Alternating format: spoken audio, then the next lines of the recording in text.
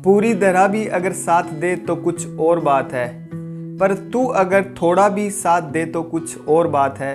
यूं तो एक पाँव पे भी चलते हैं लोग, पर दूसरा भी अगर साथ दे तो कुछ और बात है। हेलो फ्रेंड्स, आपके लिए एक छोटी सी कहानी। यह कहानी आप ही में से एक दोस्त ने भेजी है।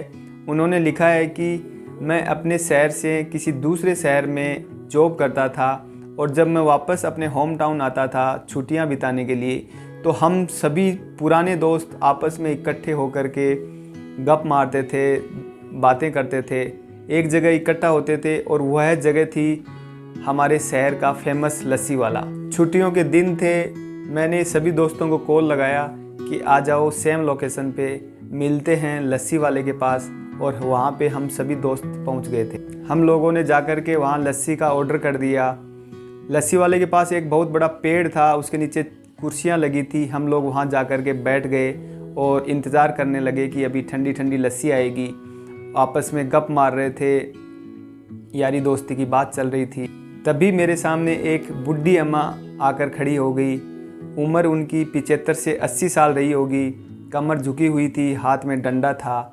उन्होंने धीरे से आकर के बोला कि बेटा कुछ भगवान के नाम पे कुछ दे दे। बुढ़ी अम्मा ने मेरे आगे आकर के हाथ फैला दिए। मुझे पता नहीं क्या हुआ, मुझसे रहा नहीं गया। मेरा हाथ अचानक वॉलेट की तरफ गया। मैं जेब से वॉलेट निकाल रहा था और उसमें सिक्के ढूंढने लगा।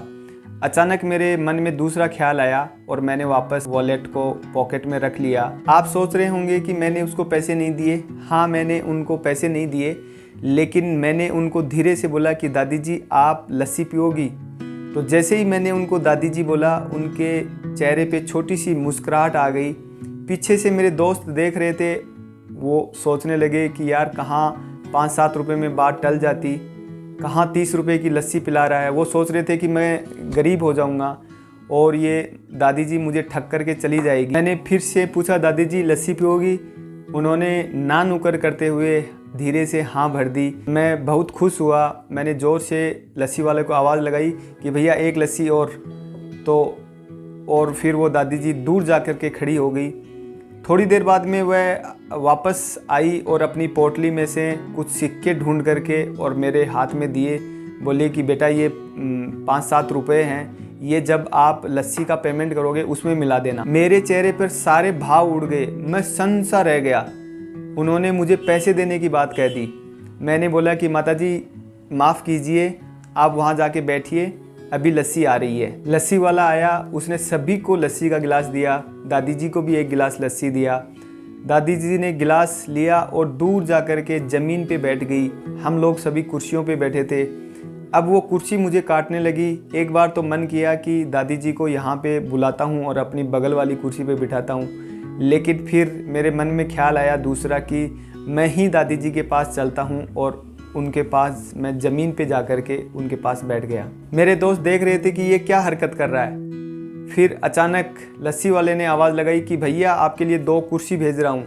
नौकर कुर्सी लेकर के आया और दादी जी को कुर्सी पे बिठाया, मेरे को कुर्सी पे बिठाया। लस्सी वाले ने आकर के बोला कि भैया धन्यवाद मत कहिएगा, क्योंकि मेरी दुकान पर ग्राहक तो हमेशा आते हैं, लेकिन ऐसी इंसानियत आज पहली बार मेरी दुकान पे आई है। आज आपने मेरी आंखें खोल दी यह सब करके। आज के बाद मेरी दुकान के आसपास ऐसा कोई आदमी दिखेगा तो मैं उसको फ्री में लस्सी पिलाऊंगा। छोटी सी कहानी लाइफ में बहुत बड़ी बात सिखाती है कि मदद करते चलिए, मुस्कान बांटते चलिए।